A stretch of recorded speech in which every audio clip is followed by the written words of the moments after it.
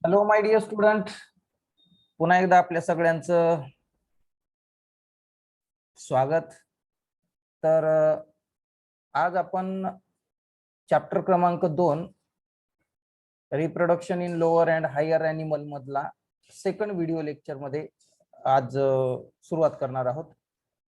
तर कालच्या video lecture मध्ये म्हणजेच अगोदरच्या प्रिव्हियस व्हिडिओ लेक्चर मध्ये आपण रिप्रोडक्शन असेक्शुअल सेक्शुअल प्राण्यांमध्ये कसं होतं ते बघितलं होतं.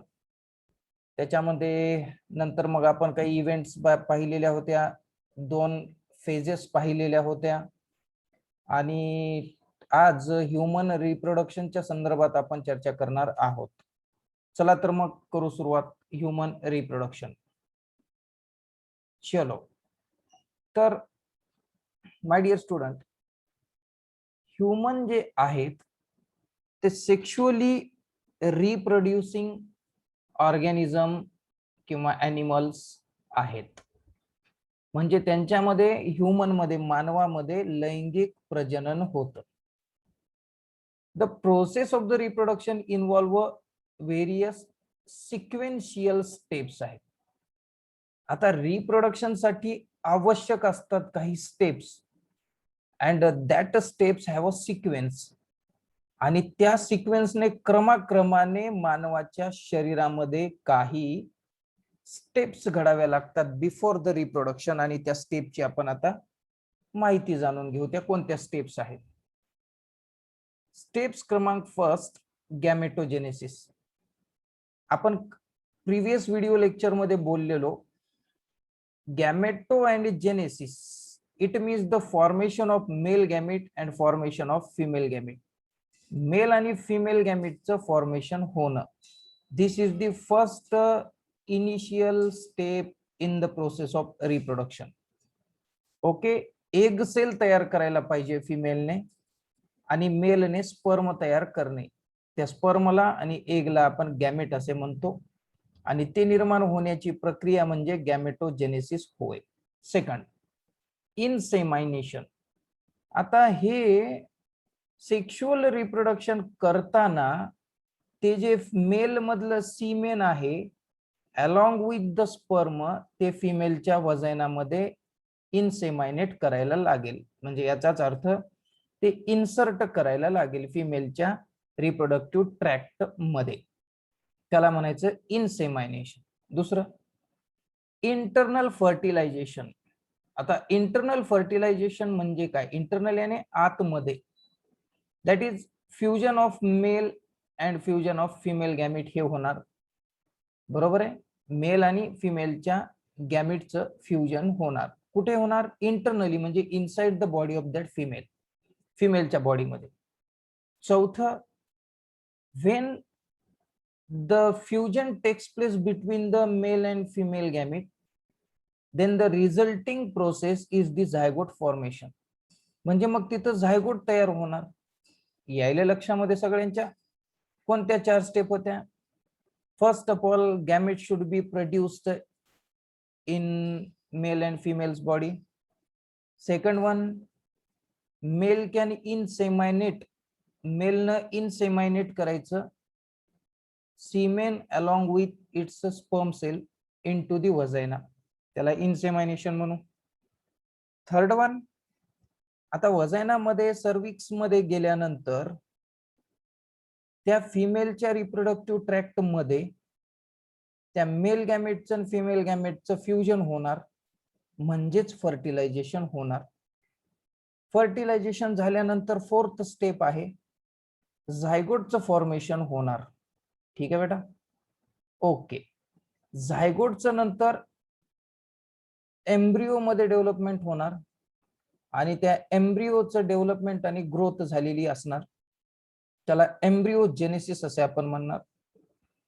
एम्ब्रिओजेनेसिसच्या नंतर जेस्टेशन, ज्याला मराठीमध्ये गर्भधारणा म्हणतो, आणि त्याच्यानंतर पार्टिव्हेशन लास्ट, ज्याला जन्म देणे असं म्हणू, बाळांतपण असे आपण म्हणू. ठीक आहे बेटा. तर हे जे 7 प्रकारच्या स्टेप्स आहेत, त्या 7 प्रकारच्या स्टेप परत एकदा आपल्या सगळ्यांनी लक्षात घ्यायच्यात.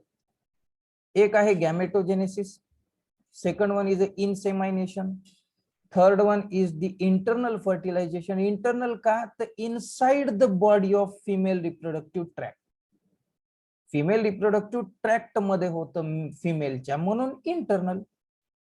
नंबर 4 फॉर्मेशन झालं म्हणजे या मेल आणि फिमेल गॅमेटचं फ्युजन झालं की एक नवीन सेल तयार होते, that newly formed cell is a zygote. Fifth, zygote divide and redivide and the formation of embryo, it means that embryogenesis. त्यानंतर एम्ब्रिओची ग्रोथ आणि डेव्हलपमेंट होते, त्याला जेस्टेशन म्हणतो. आणि फायनली द पार्ट्युरिशन प्रोसेस, ज्याला आपण म्हणतो की एक्सपल्शन ऑफ द बेबी, म्हणजे बाळाचा जन्म होण्याची प्रक्रिया. तर ह्या सर्व प्रकारच्या 7 important type of the steps need to be studied clearly, studying clearly in this chapter. Each step आपल्याला ह्या चॅप्टर मध्ये कंप्लीट स्टडी करायची आहे. Let's start. The gamete, sperm आहेत मेल मध्ये, are produced by the primary sex organ testis in the male. My dear student, आपल्या सगळ्यांना समजून घ्यायचंय की हे गॅमिट जे आहेत, आता त्याची माहिती सुरुवात केलेली आहे, पण की ते कोण, कुठे, कधी तयार करतं, कसे तयार करतात. आता स्पर्मची चर्चा करू. Sperm is a male gamete. Okay, माहिती आहे, शुक्रपेशी मराठीमध्ये म्हणतात. That sperm are produced by, कुणी तयार केलं तर त्याला प्रायमरी सेक्स ऑर्गन तयार केलेलं आहे. आपल्याकडे मेल मध्ये आणि फिमेल मध्ये प्रायमरी आणि सेकंडरी सेक्स ऑर्गन्स आहेत. ठीक आहे बेटा. तर हे प्रायमरी सेक्स ऑर्गनने तयार केलेलं आहे आणि त्या प्रायमरी मेल मध्ये असलेल्या सेक्स ऑर्गनचं नाव आहे टेस्टिस. ठीक आहे बेटा. आता काय लक्षात घेणार तुम्ही? Testis is the primary sex organ of the male which produces the sperm, and sperm is the gamete. यायले डोक्यात? नाईस. त्यानंतर आता बघू येऊ फिमेल कडे. The egg cell or ovum are produced by the primary sex organ. आता तिकडे जसा मेल मध्ये प्रायमरी सेक्स ऑर्गन होता तसा फिमेल मध्ये सुद्धा प्रायमरी सेक्स ऑर्गन असणार आहे आणि तो प्रायमरी सेक्स ऑर्गन आहे ओव्हरी. जी ओव्हरी काय तयार करते बेटा? फिमेल सेक्स सेल किंवा फिमेल गॅमेट तयार करते. आता हे इतक्या इझिली नाही की त्यांनी म्हणलं म्हणजे तयार झाले, एक लॉंग प्रोसेस आहे आणि ती लॉंग प्रोसेस डिटेल मध्ये आपल्याला स्टडी सुद्धा करायची आहे ह्या चॅप्टर मध्ये. ठीक आहे बेटा. आता जाऊ सेकंडरी सेक्स ऑर्गन कोणते आहेत, ते प्रायमरी सेक्स ऑर्गन होते. आता सेकंडरी सेक्स ऑर्गन कोणते? Okay, organ other than the testis आणि ओव्हरी यांना सेकंडरी सेक्स ऑर्गन म्हणतात, मेल आणि फिमेलचे. तुम्ही काय करणार आहात? टेस्टिस आणि ओव्हरी यांना सोडून फिमेल मध्ये जे अदर सेक्स ऑर्गन आहेत त्यांना सेकंडरी सेक्स ऑर्गन म्हणणार. डू यू अंडरस्टँड मी काय म्हणतोय? The organ other than the testis and ovary, ह्या दोघांना सोड, हेच प्रायमरी आहेत ना, यांना सोडा आणि यांना सोडून जे अदर सेक्स ऑर्गन आहेत, that other sex organ is called as a secondary sex organ of male आणि फिमेल. ओके, चलो. As a male and female can externally differentiated by the certain specific feature called as a secondary sexual character. आता mail आणि female हे जे आहेत तर हे बेटा एक्सटर्नली डिफरन्शिएटेड आहेत, एक्सटर्नली डिफरन्शिएटेड आहेत फीचर्स मध्ये. मग ते कसे एक्सटर्नली डिफरन्शिएटेड? कळते ना, एक्सटर्नली डिफरन्शिएटेड आहे. तर मग ते कसे आहेत? ते स्पेसिफिक फीचरने वेगळे आहेत. ठीक आहे, उदाहरणामध्ये आहे त्याची चर्चा. म्हणून they are also called as a sexual dimorphic character. त्यांना मग सेक्शुअल डायमॉर्फिक कॅरेक्टर असे म्हणतो किंवा म्हणायचं आहे. सेक्शुअल डायमॉर्फिक कॅरेक्टर म्हणायचं आहे. कोणत्या कॅरेक्टरला? जे मेल मध्ये आणि फिमेल मध्ये सेकंडरी सेक्शुअल कॅरेक्टर वेगळे वेगळे आहेत. I am not talking right now about the organ, I am talking about the characteristics. Okay ना? येस. पुढे आता मेल मध्ये सेकंडरी सेक्शुअल कॅरेक्टर कोणते आहेत आणि फिमेल मध्ये कोणते आहेत ते बघू. पहिल्यांदा बघू मेल मध्ये सेकंडरी सेक्शुअल कॅरेक्टर कोणते आहेत. In male secondary sexual characters are presence of beard, दाढी. मेललाच असते असं मला वाटतंय, का असतेच काय की मला तर वाटतं, आता तुम्ही कन्फर्म करा. प्रेझेन्स ऑफ बियर्ड, दाढी असणे, हे मेलचं सेकंडरी सेक्शुअल कॅरेक्टर आहे. दुसरं मुस्टॅच, मिशी, बहुतेक ती मेललाच असते. मुस्टॅच म्हणजे मिशी, secondary sexual character. Hair on the chest, छातीवर केस असणे, secondary sexual character in the male. Muscular body, स्नायुमय शरीर, secondary sexual characters of male. Next enlarged larynx, larynx जो कंठ आहे तो एनलार्ज आहे, मोठा आहे. त्याला आपण ऍडम्स नावाच्या शास्त्रज्ञानं ऍपल असं नाव, ऍपल सारखा आकार आहे म्हणून सांगितलं, म्हणून त्याला ऍडम्स ऍपल असे म्हणतो. तसेच हॉर्सनेस इन दी व्हॉइस, आवाजामध्ये घोगरेपणा आहे. माझा आवाज आता सध्या तुम्हाला एखाद्या लेडीज सारखा यायला लागलाय का जेंट्स सारखा? बहुतेक जेंट्स सारखाच असावा, आणि जर येत नसेल तर मोबाईलचं स्पीकर चेक करून घ्या. ठीक आहे ना बेटा? चला, हे झाले secondary sexual character in male. आता प्रश्न, फिमेल मध्ये सेकंडरी सेक्शुअल कॅरेक्टर कोणते असतात? चला बघू त्यांचं. Secondary sexual character in the females are developed breast, त्यांच्या ब्रेस्ट म्हणजे स्तनांचं डेव्हलपमेंट होतं, मॅमरी ग्लँडचं डेव्हलपमेंट होतं, हे फिमेल मध्येच घडतं, म्हणून सेकंडरी सेक्शुअल कॅरेक्टर.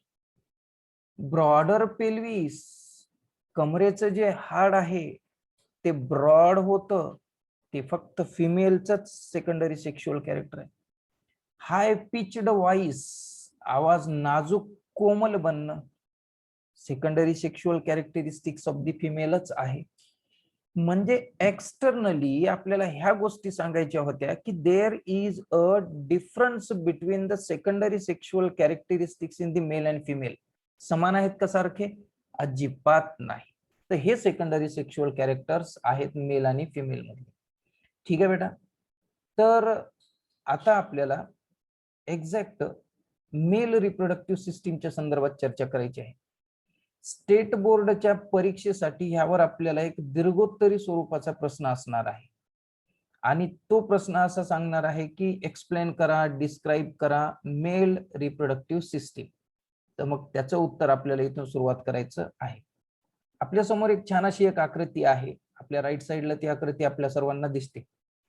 चलो पुन्हा एकदा सांगणं, माय डिअर स्टुडंट, की हे लॉकडाऊन वगैरे जे काही गोष्टी आहेत, नोबडी कॅन स्टॉप अस, आपल्याला कोणीही रोखू शकत नाही.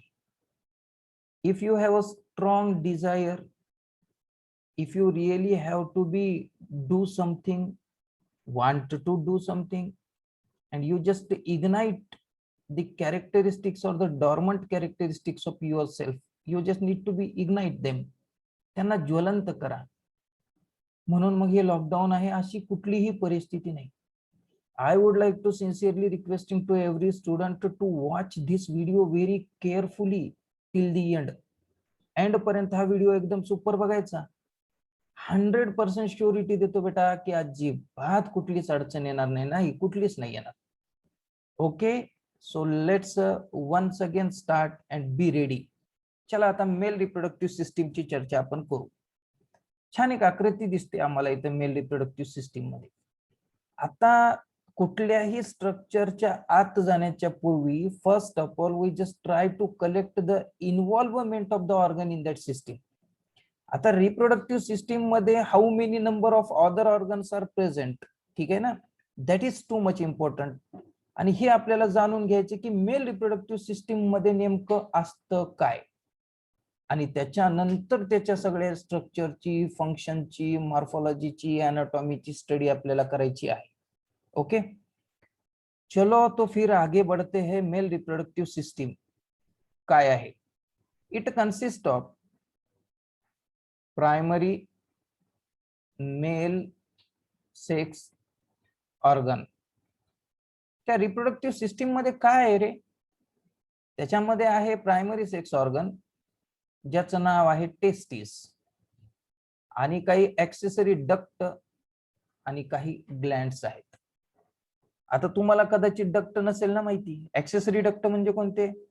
सहकारी नलिका, मराठीमध्ये सहकारी नलिका. आता जसं जसं चॅप्टरच्या आतमध्ये जाऊ ते ऍक्सेसरी डक्ट कोणते आहेत ते समजून घेऊ. आणि there is a different type of the glands also present there and be a part of that reproductive system of the human being, specially male. मेलच्या रिप्रोडक्टिव्ह सिस्टीम मध्ये अनेक प्रकारचे सहकारी डक्ट पण आहेत, ग्लँड्स पण आहेत. ठीक आहे, चलो. These organ forms internal and external genitalia. बेटा हे जे ऑर्गन्स आहेत कोणते आता सांगितलेले, टेस्टिस असेल, डक्ट आणि ग्लँड्स असतील, तर हे असे सगळे ऑर्गन जर क्लासिफाईड केले, डिवाइड केले, तर ते दोन भागामध्ये डिवाइड होतात. Internal sex organ and external sex organ. Internal आणि एक्सटर्नल दोन्ही टाइप ऑफ सेक्स ऑर्गनला आपण जेनायटेलिया असे म्हणू. जेनायटल मीन्स दी रिप्रोडक्टिव्ह असा त्याचा अर्थ होतो. येते डोक्यात? चला मग आता प्रायमरी सेक्स ऑर्गन कडून सुरुवात करू, आणि प्रायमरी सेक्स ऑर्गन आहे टेस्टिस. या टेस्टिस वर चर्चा करू. चला. A pair of the testis is formed in the lower abdominal cavity. Abdominal cavity कळते ना, पोटाची पोकळी, उदर पोकळी. आणि उदर पोकळीच्या लोअर साइडला पेअर ऑफ टेस्टिस आहे. पेअर ऑफ टेस्टिस आहे. ठीक आहे.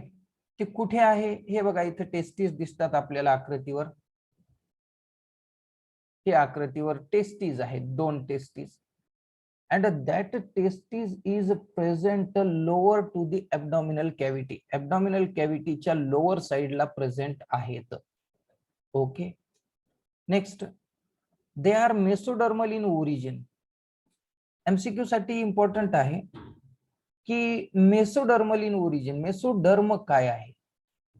तर मेसोडर्म ह्या चॅप्टर मध्ये तर आपल्याला लास्टला शिकायचं आहे बेटा ते डिटेल मध्ये. तर mesoderm is a germinal layer और germ layer. There are three important type of the germ layers are present in the body of the human being. Specially आता आपल्या बॉडीमध्ये नसून ते एम्ब्रिओ मध्ये असतात ते. तर त्यांना आपण एक्टोडर्म, मेसोडर्म आणि एंडोडर्म म्हणतो. ह्या डर्मची सगळी डिटेल स्टडी आपल्याला ह्या चॅप्टरच्या एंडला करायची आहे. तर हे मेसोडर्मल आहे, एवढं लक्षात घ्या. मेसोडर्म नावाच्या जर्म लेअर पासून तयार झालेला हा ऑर्गन आहे. एमसीक्यू साठी लक्षात ठेवा. They are located in a pouch called as a scrotum. Testis कुठे आहेत, कशाच्या मध्ये आहेत? That testis located in the scrotum. स्क्रॉटमच्या आत ते प्रेझेंट आहेत. आता स्क्रॉटम कुठे आहे? तर स्क्रॉटमला हे बघा इथे दिसतं बेटा, टेस्टिसच्या बाहेर जे आवरण आहे ज्याच्यामध्ये टेस्टिस आहेत. टेस्टिसच्या बाहेर एक पिगमेंटेड पाउच आहे किंवा पिगमेंटेड स्किन असते बेटा. आणि in that pigmented skin pouch त्याच्यामध्ये कोण प्रेझेंट आहे? टेस्टिस प्रेझेंट असतात. येते डोक्यात? चलो आगे. During the foetal life. आता फिटल लाईफ म्हणजे कोणती लाईफ? की ज्या वेळेस आपण 2 महिन्याच्या पुढे सरकतो, 2 महिन्यापर्यंत, 8 आठवडे, 6 ते 8 आठवड्यापर्यंत, we just call that organism as an embryo, and after that that embryo get transformed into the fetus. fetus मध्ये ट्रान्सफॉर्म होतो आणि मग त्याला आपण fetal असे म्हणतो. During the early fetal life the testes develop in the abdominal cavity.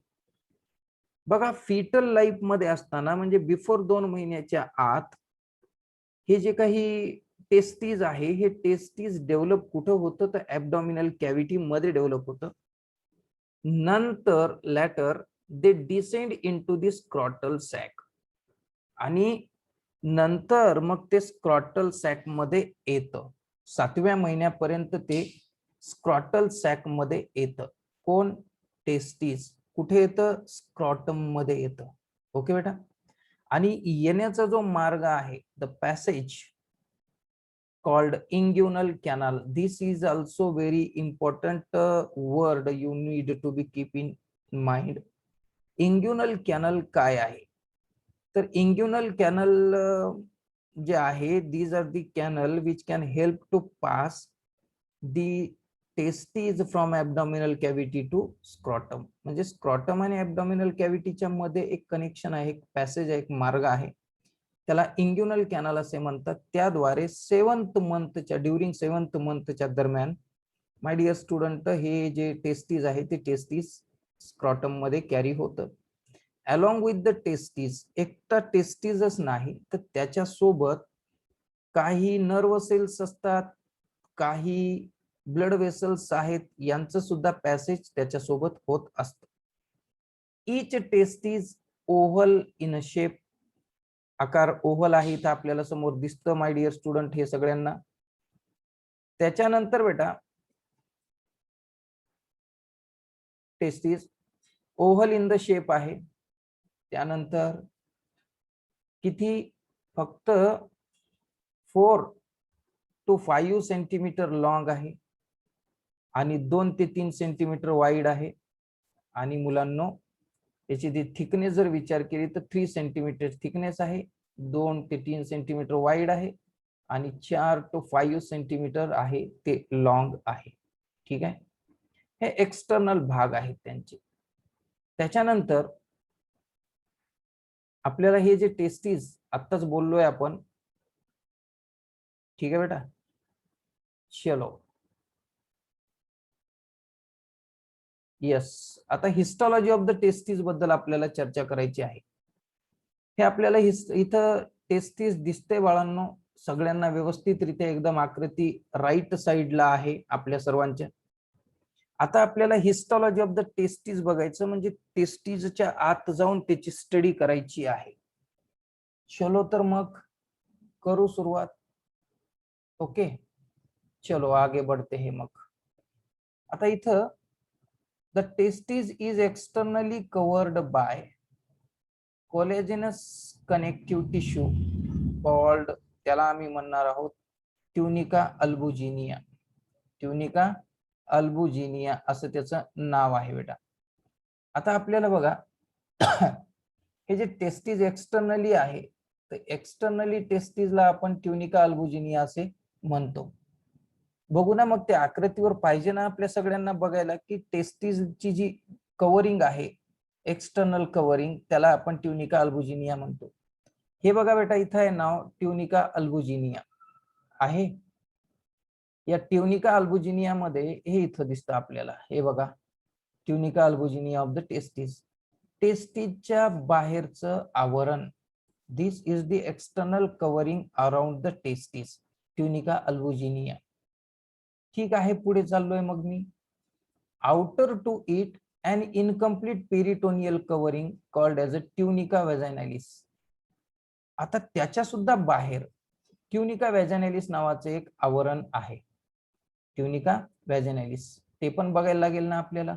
हो बघा बेटा, हे इथं निळसर रंगाचं दिसतं आणि हे इथं आपल्याला त्याचं काय दाखवले, ट्युनिका व्हॅजिनालिस दाखवलेला आहे. हे बघा, हे निळसर रंगाचं ट्युनिका व्हॅजिनालिस.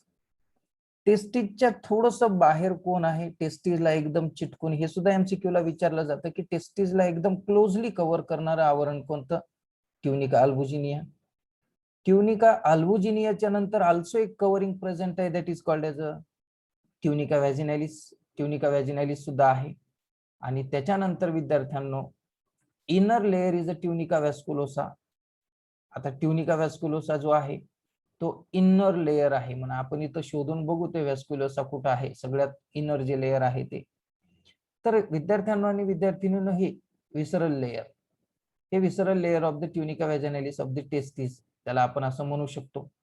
ठीक आहे, म्हणजे एकंदरीत आपल्या डोक्यात काय काय आहे, 3 आवरणांची नावं आहेत, कोणतं पहिलं, कोणतं दुसरं आणि कोणतं शेवटचं, अशा पद्धतीची माहिती आपण थोडीशी लक्षात ठेवणं गरजेचं आहे. ठीक आहे, त्याच्यानंतर inner layer is a tunica vasculosa and thin membranous and vascular layer. thin आहे, मेम्ब्रेनस आहे आणि व्हॅस्क्युलर लेयर आहे. एकदा दोनदा तीनदा आपल्याला छान ते वाचायचं आणि बघायचं आहे. ठीक आहे, fibres from the tunica albuginea divide each testis into 200 to 300 testicular lobules. बघू आता काय आहे काय नाही ते. आपल्याला सांगितलं बेटा लोब्युल्स आहेत म्हणून. काय सांगितलेलं आहे तिथं, हे खूप असे लोब्युल्स आहेत आणि हे 200 ते 300 लोब्युल्स मुलांना आणि मुलींना तयार झालेले आपल्याला दिसून येतात. याच्यामध्ये आपल्याला अजिबात हायगाई केलेली जमणार नाही, अजिबात करणार सुद्धा आपण नाही. ठीक आहे, हे लोब्युल्स काय आहेत आणि कुठे आहेत ते आम्हाला कसे दिसतील, कसे कळतील? हे बघा माय डिअर स्टुडंट, हे सेमिनिफेरस ट्युबुल्स म्हणतात, हे सेमिनिफेरस ट्युबुल्स आणि ते लोब्युल्स. ट्युबुल्स आणि लोब्युल्स मोस्टली सेम यायले करे लक्षामध्ये की ट्युनिका इथं सेमिनिफेरस ट्युबुल्स दिलेले आहेत, ते सेमिनिफेरस ट्युबुल्स आणि लोब्युल्स हे सेम आहेत.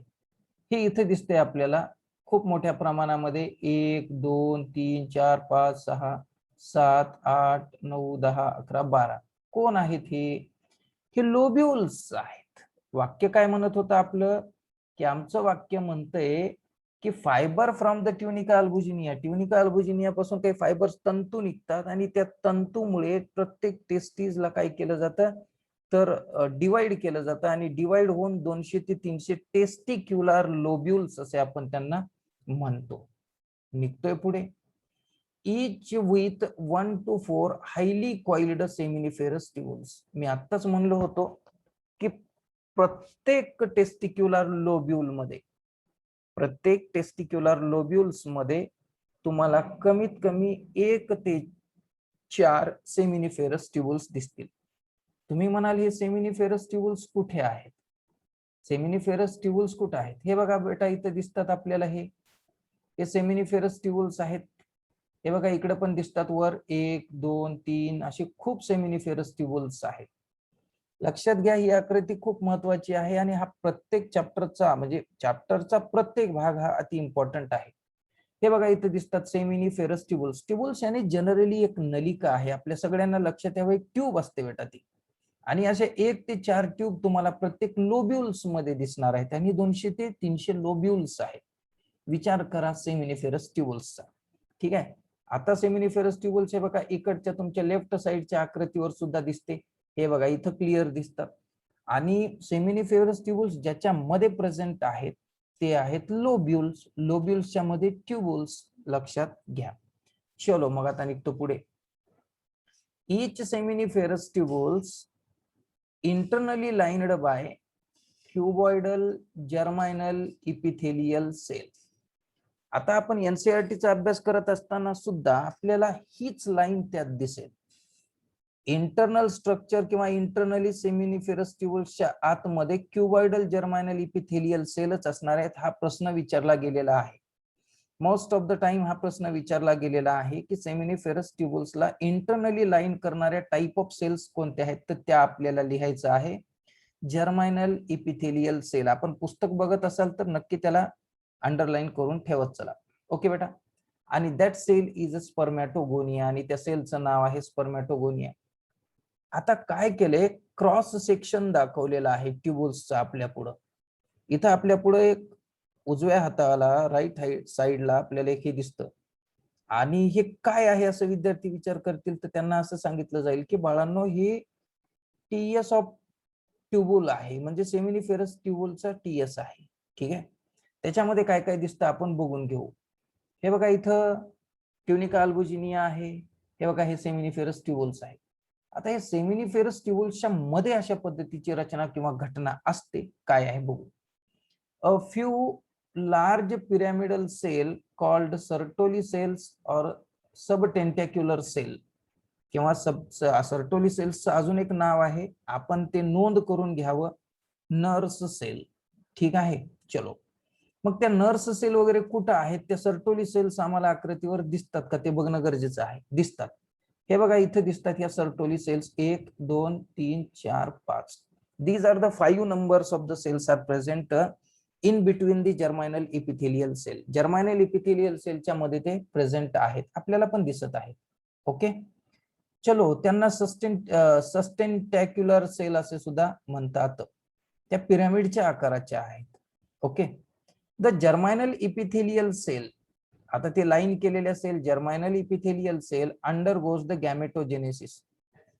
बघा मुलांनो, सिंपल गोष्ट आहे साधी. नंतर नंतर अडचण येणे नको, की नेमके स्पर्म कोणत्या प्रकारच्या सेल पासून तयार होतात हे आपल्याला अडचण नको. वाक्य काय बोललो मी, की जर्मायनल इपिथेलियल सेल आहेत, त्या क्युबॉइडल सेल आहेत, त्या सेल अंडरगोज दी स्पर्मॅटोजेनेसिस होतं, गॅमेटोजेनेसिस होतं टू फॉर्म द स्पर्मॅटोझोआ, आणि त्या सेल पासून स्पर्म तयार होतात. कोणत्या सेल पासून, नाव सांगा सेलचं? जर्मायनल इपिथेलियल सेल. कुठे असतात त्या? तर सेमिनिफेरस ट्युबुल्स मध्ये असतात. सेमिनिफेरस ट्युबुल्स कुठे असतो? लोब्युल्स मध्ये असतो. लोब्युल्स कुठे असतो? तर लोब्युल्स टेस्टीज मध्ये असतो. टेस्टीज कुठे असतो? स्क्रॉटम मध्ये असतो. स्क्रॉटम काय आहे? तर एक सेक्स ऑर्गन आहे मेलचा. ही गोष्ट लक्षात क्रमाक्रमाने घ्या. हे बघा इथे दिसतात माय डिअर स्टुडंट, हे स्पर्म बंडल सुद्धा नाव दिलेलं आहे. हे कोण आहे हा राऊंड? तर हा राऊंड आपल्याला लक्षात घ्यायचा आहे की तो गोलाकार जो भाग दिसतो तो सेमिनिफेरस ट्यूबुल आहे.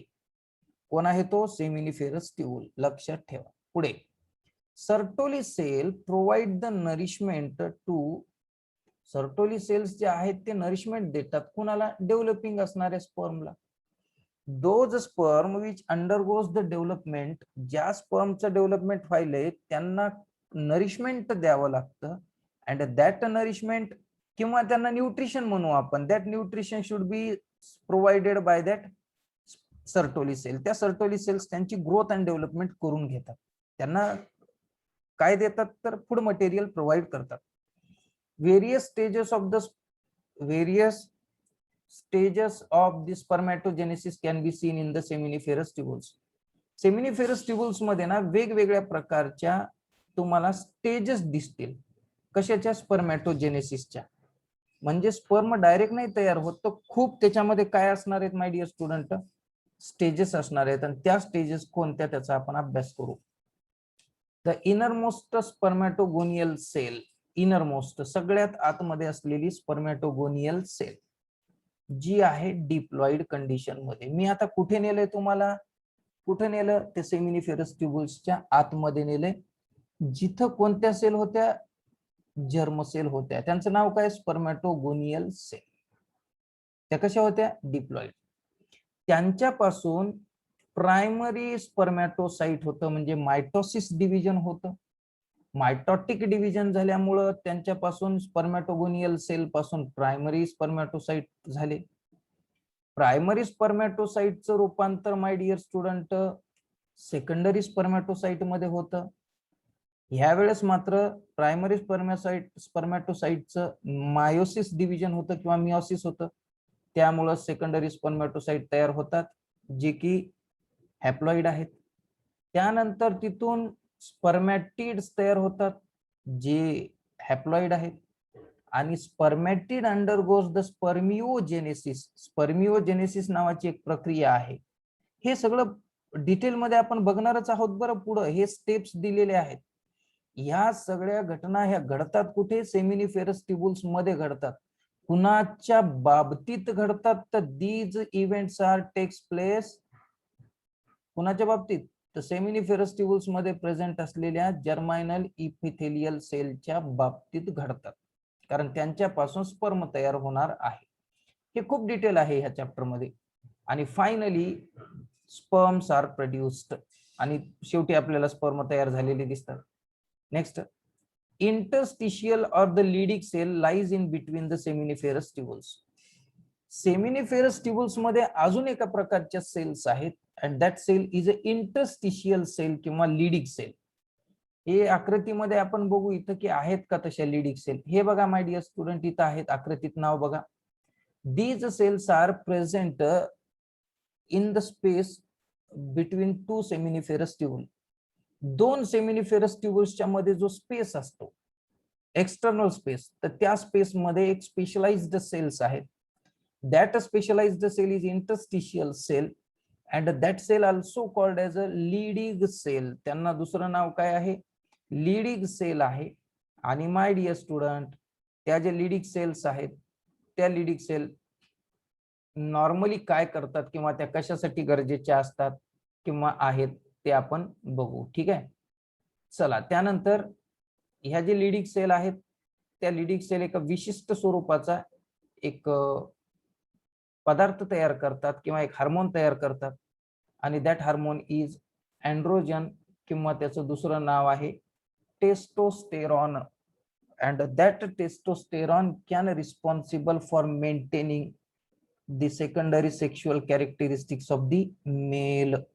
मेलचे सेकंडरी सेक्शुअल जशी दाढी आलेली आहे, मिशी आलेली आहे, आवाज घोगरा झालेला आहे, मस्क्युलाइन बॉडी झालेली आहे, all type of such external characteristics of the secondary sexual character is maintained by the testosterone. आणि टेस्टोस्टेरॉन एमसीक्यू ला विचारलं जातं कुणी तयार केलेलं आहे, तर इंटरस्टिशियल सेल और the Leydig cell which is present in the seminiferous tubule in the gap between the two seminiferous tubule and they are responsible for the production of the testosterone. याला मेल सेक्स हार्मोन असे सुद्धा म्हणतात. ठीक आहे. I hope that की आपल्या सर्वांना हा पार्ट सुद्धा व्यवस्थित कळला असेल. तर पुन्हा एकदा सांगणं की ज्या ज्या वेळेस आपण व्हिडिओ बघत असणार आहात त्या त्या वेळेस पुस्तक आपल्या समोर असणं अत्यंत गरजेचं आहे. ठीक आहे. तर ठीक आहे. बाकी काही व्हिडिओला लाईक करा, व्हिडिओला सबस्क्राईब करा किंवा असं करा हे काही सांगायची गरज नाही, फक्त बेनिफिट घ्या. ओके ना. Till then goodbye. God bless you all.